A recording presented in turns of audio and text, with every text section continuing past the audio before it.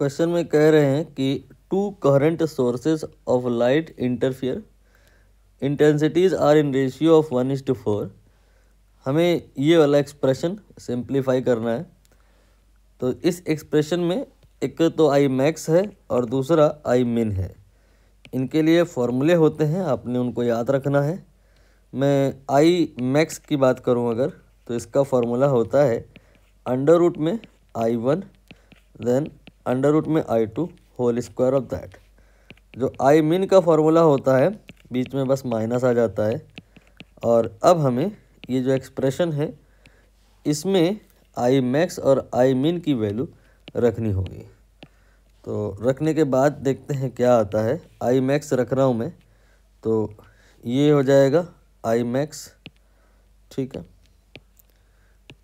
इसके बाद में आई मिन, ये आई मिन हो गया और न्यूमरेटर में दोनों को जोड़ देंगे, डिनोमिनेटर में दोनों को घटा देंगे। Whole square a plus B का और a माइनस बी का, ये आई होप आपको आता होगा। जब इसको हम करेंगे तो ये आएगा I1 plus I2 and then 2 under root I1 under root I2। दूसरे ब्रैकेट में क्या आएगा, यही सेम चीज़ आएगी, बस जहाँ पे प्लस लिखा है I1 प्लस I2 के बाद वहाँ पे माइनस आ जाएगा। तो आप यहाँ पे माइनस एज्यूम कर सकते हैं, ठीक।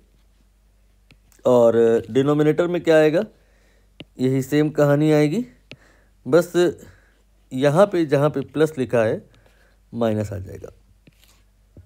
नाउ सॉल्व कर लीजिए तो आप रियलाइज़ करेंगे कि ये टर्म न्यूमरेटर में कैंसिल हो जाएगा और ये वाला टर्म डबल हो जाएगा।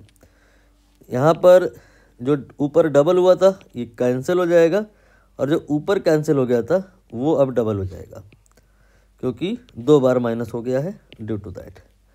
तो कहानी आ जाएगी twice of I1 plus I2 and divided by twice of 2 under root I1 under root I2। 2 को आप कैंसिल करा लो तो I1 plus I2 divided by under root I1 under root I2। आप चाहो तो इसे एक स्टेप और सिंप्लीफाई कर लो। यहाँ पे एक 2 मिस हो गया है, दैट वन यहाँ लिख लिया मैंने। Under root I1 upon under root I2 plus under root I2 divide by under root I1 divide by 2। कुछ लोग इस एक्सप्रेशन का ये जो रिज़ल्ट है याद रख ले जाते हैं, बाकी आपके लिए कोई मैंडेटरी नहीं है, हो सके तो याद कर लो, नहीं तो नहीं, कोई बात नहीं। याद क्या करना है मैं एक बार फिर से लिख दूं, I max plus I min and divided by I max minus I min. ये आपका होता है x plus 1 by x divide by 2, जहाँ पे x क्या है आप कंपेयर कर लो। x is under root of I1 upon I2। अब क्वेश्चन में जो ये इंटेंसिटीज़ हैं किस रेशियो में है ये बताया है इन्होंने। ये आपका 1 और 4 के रेशियो में है, तो यहाँ पे 1/4 रखेंगे, x 1/2 आ जाएगा। तो सॉल्व होने पे क्या आएगा, ये 2 और ये 1/2, तो 2 plus 1/2 divide by 2 will be the final value. Solve होने के बाद ही आ जाएगी 2 दूनी 4 1 5/4।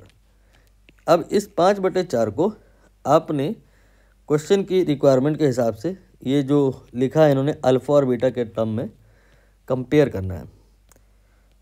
तो अल्फ़ा और बीटा कितना आएगा ये बताना है। देखिए यहाँ पे अल्फ़ा बीटा की कोई यूनिक वैल्यू नहीं होगी, lot many possibilities are possible, but उनमें से एक हम यहाँ पे निकालेंगे और देखेंगे शायद कोई ऑप्शन अगर अवेलेबल हो तो फिर हमें आगे नहीं करना पड़ेगा। यहाँ पे 2 अल्फ़ा के बाद क्या लिखा है, 1 लिखा है, प्लस 1 है ना, तो 5 को आपने क्या लिखना है, प्लस 1 कर देना है, मतलब 5 को ब्रेक करना है, 4 प्लस 1 लिख देना है। और ये जो बीटा है इसके आगे प्लस 3 लिखा है, तो 4 को ब्रेक कर देना है, 4 को क्या कर देना है, 1 प्लस 3 कर देना है। और अब आप यहाँ पे इस 4 की जगह पे, चूँकि ये ट्वाइस ऑफ अल्फ़ा है, तो 2 × 2 कर देंगे, then plus 1 and divided by 1 plus 3. Now you can realize this story with that and then you will be able to realize कि ये जो 2 है ये अल्फ़ा का रोल प्ले कर रहा है, तो अल्फ़ा जो हो जाएगा वो 2 हो जाएगा, और ये जो है बीटा का रोल प्ले कर रहा है, तो बीटा जो हो जाएगा 1 हो जाएगा। और क्वेश्चन में अल्फ़ा बाई बीटा पूछा है तो ये 2/1 यानी कि 2 आ जाएगा। तो आंसर यहाँ पे अगर 2 अवेलेबल है तो फिर वो सही हो जाएगा। क्योंकि मल्टी करेक्ट नहीं है तो हमें बाकी चेक करने की रिक्वायरमेंट नहीं है।